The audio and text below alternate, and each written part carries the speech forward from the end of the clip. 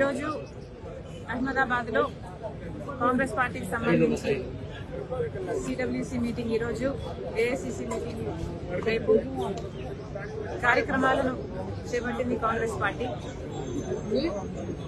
Congress party మన దేశంలో బలపడాల్సిన అవసరం ఉంది.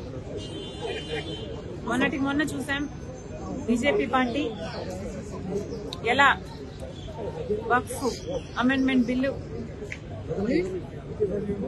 దౌర్జన్యంగా ఎంతో మంది మైనారిటీలకు అన్యాయం చేస్తూ ఎలా దాన్ని పాస్ చేశారు. బీజేపీకి తెలిసిందల్లా విభజించు పాలించు, మతం పేరుతో కులం పేరుతో విభజించాలి, వారి మధ్య చిచ్చు పెట్టాలి, ఆ చిచ్చులో వీళ్ళు మంటలో వీళ్ళు చలి కాచుకోవాలి.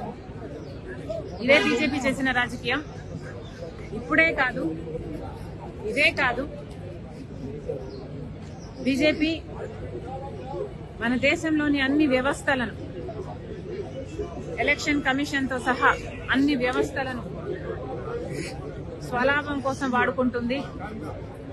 అదానీ లాంటి వాళ్లకు మేలు చేయడానికి దేశ సంపదని దోచిపెడుతుంది.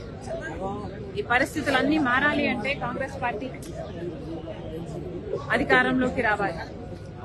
కాంగ్రెస్ పార్టీ ఎంతో చరిత్ర ఉన్న పార్టీ, దేశానికి స్వతంత్రం తెచ్చిన పార్టీ, స్వతంత్ర భారతదేశానికి పునాదులు వేసిన పార్టీ. ఆ తర్వాత కూడా ఎన్నో పాలసీల ద్వారా, పథకాల ద్వారా దేశ అభివృద్ధి కోసం, దేశ ప్రజల సంక్షేమం కోసం చిత్తశుద్ధితో పనిచేసిన పార్టీ. ఈ రోజు మళ్లీ ఆ కాంగ్రెస్ పార్టీ అవసరం ఉంది. ఎందుకంటే ఈరోజు మన రాజ్యాంగం బ్రతకాలన్నా కాంగ్రెస్ పార్టీ మళ్లీ రావాలి, పుంజుకోవాలి. ప్రజాస్వామ్యాన్ని బతికించుకోవాలన్నా,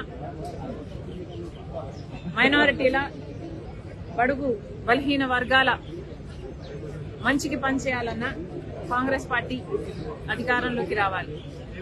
అందుకే కాంగ్రెస్ పార్టీని బలోపేతం చేయడానికే ప్రతి రాష్ట్రంలోనే కాదు, దేశం మొత్తం మీద కాంగ్రెస్ పార్టీని బలోపేతం చేయాల్సిన అవసరం ఉంది. కాబట్టే ఈరోజు ఈ సిడబ్ల్యూసీ మీటింగ్ అయినా, రేపు ఏఐసిసి మీటింగ్ అయినా పూర్తిగా ఆంధ్రప్రదేశ్ లో బాగా క్షీణించినటువంటి కాంగ్రెస్ పార్టీ పునరుజ్జీవం ముఖ్య నాయకులు రాహుల్ గాంధీ, ప్రియాంక గాంధీ, సోనియా గాంధీ ఆహ్వానించే అవకాశం ఉంది. తప్పకుండా ఉంది, తప్పకుండా ఉంది. 6 నెలలకు ఒకసారి తప్పకుండా వీళ్ళు వచ్చి మన ప్రజలకు కూడా భరోసా కల్పించాల్సిన అవసరం ఉంది. జరగబోతుంది. Thank you guys. Please subscribe .news.